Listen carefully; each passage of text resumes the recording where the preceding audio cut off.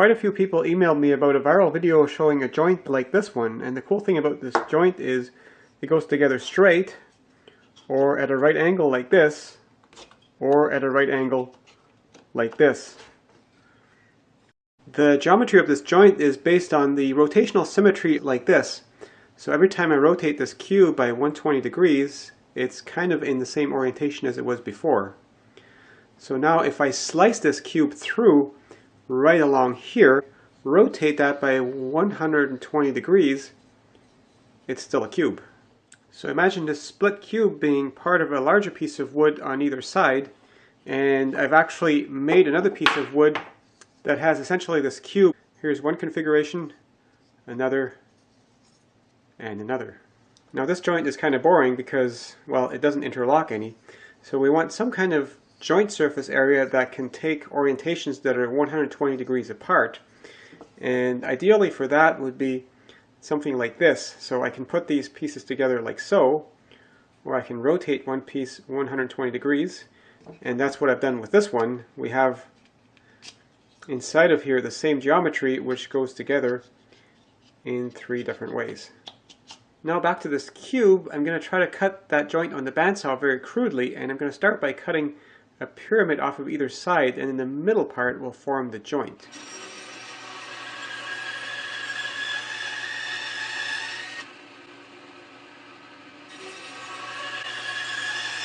So now we have the middle layer, and I need to mark the geometry on here.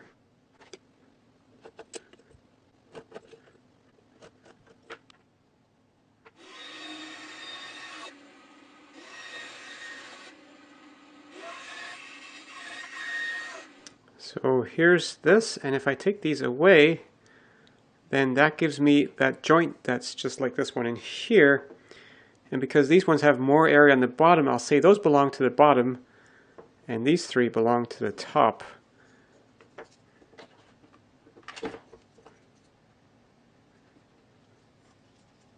It's a good thing I have the wood grain to guide me to know which way they're supposed to go on there.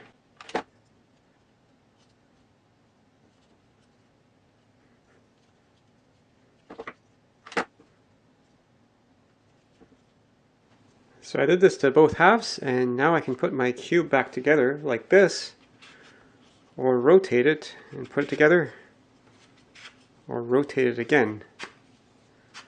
So let's go back to straight, and let's attach a piece of wood to either end of this. So we'll make this a big piece of wood, and on here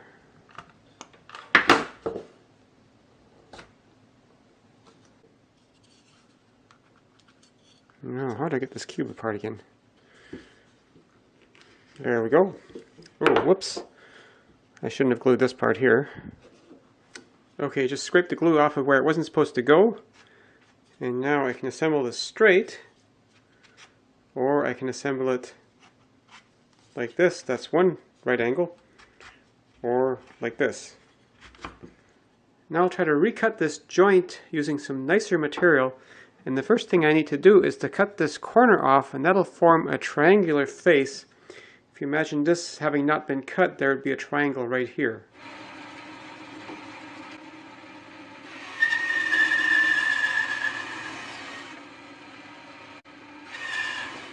I just marked on here what parts need to be carved away to make this look like this one. And I could try to carve that away with a chisel, but that would take forever. Not my thing. So I'm going to use the Pantarotor. To lay out the template for this joint, I made 6 triangles with exactly 60-degree corners. This was pretty tricky. The first 2 that I made actually didn't quite work out, but on the 3rd time I got it right. I'll use these to lay out my template like this.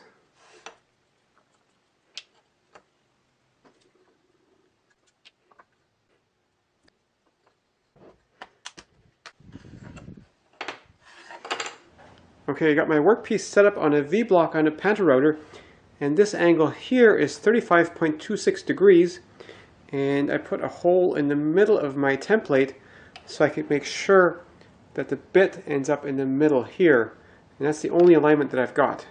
And in terms of depth of cut, I have to make sure that the bit cuts as deep as to this line right here.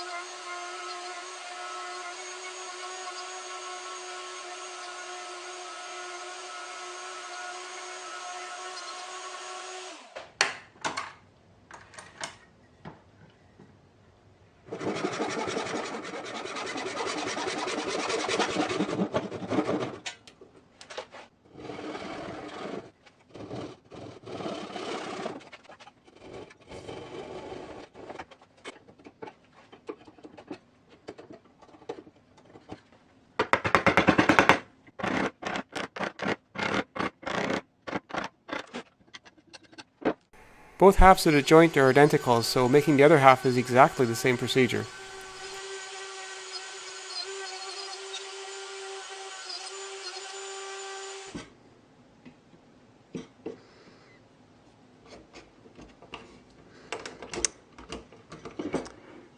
Well, I think I should have left a little bit of tolerance in here. It does fit together very nicely, but I'm afraid if I push this all the way, I may never get it apart again.